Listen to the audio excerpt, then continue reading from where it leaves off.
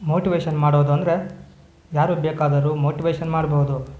Motivation ಆದ್ರೇ motivation ಮಾಡಲಿಕ್ಕೆ ಸಾಧ್ಯ. ಮೋಟಿವೇಶನ್ ಮಾಡಲಿಕ್ಕೆ ನಮ್ಮಲ್ಲಿ ಸ್ವಲ್ಪ ತಿಳುವಳಿಕೆ, ಸ್ವಲ್ಪ ಜ್ಞಾನ ಬಂದು ಇದ್ದರೆ ಸಾಕು. ನಾವು ಸೈಲೆಂಟಾಗಿ ಯಾರೊಂದಿಗೆ ಮಾತಾಡದೆ ನಾವು ಗೊತ್ತಿಲ್ಲದೆ ಸ್ಟ್ರೆಸ್ಸಿಗೆ ಗುರಿಯಾಗ್ತಿದ್ದೀವಿ. ಸ್ಟ್ರೆಸ್ ತೆಗೆದುಕೊಳ್ಳೋದ್ರಿಂದ ಡಯಾಬಿಟಿಸ್, ಹೃದಯ ಸಂಬಂಧಿಸಿದ ಕಾಯಿಲೆಗಳು, ಬ್ಲಡ್ ಪ್ರೆಷರ್ ಹೀಗೆ ಮುಂತಾದಗಳು ರೋಗಗಳಿಗೆ ತುತ್ತಾಗ್ತೀವಿ.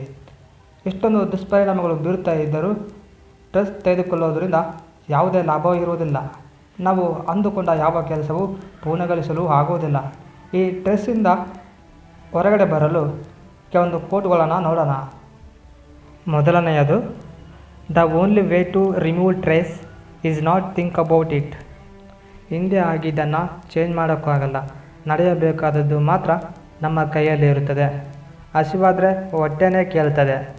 ಟೈಮ್ ಆಯಿತು ಅಂತ ಏಕೆ ಚಿಂತೆ ಮಾಡ್ತೀಯಾ ಅಂತ ಉಪ್ಪಿ ಸಾರ್ ಅವರು ಉಪ್ಪಿಟ್ಟು ಮೂವಿಯಲ್ಲಿ ಹೇಳಿದ್ದಾರೆ. ಎರಡನೆಯದು, happiness and stress are opposite to each other.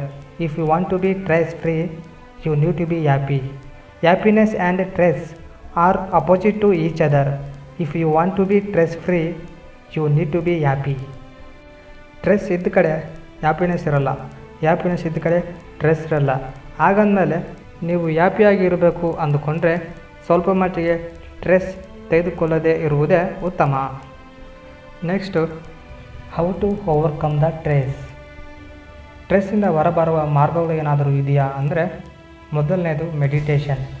ಹೌದು, ಈ ಸ್ಟ್ರೆಸ್ಸಿಗೆ ಯಾವುದೇ ಮೆಡಿಸಿನ್ ಇರುವುದಿಲ್ಲ.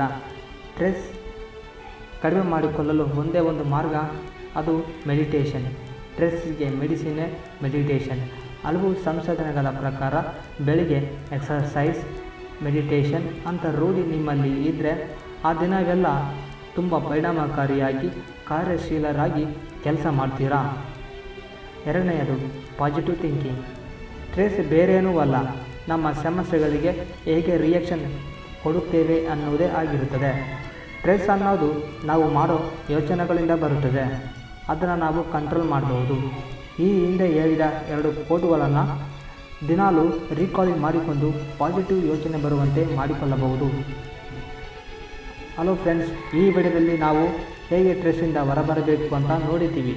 ನೆಕ್ಸ್ಟ್ ವಿಡಿಯೋ ಬರೋವರೆಗೂ ನಗುತ್ತಾ ಖುಷಿಯಾಗಿರಿ ಅನ್ನುತ್ತಾ ಈ ವಿಡಿಯೋ ಇಲ್ಲಿಗೆ ಮುಗಿಸ್ತಾ ಇದ್ದೇವೆ.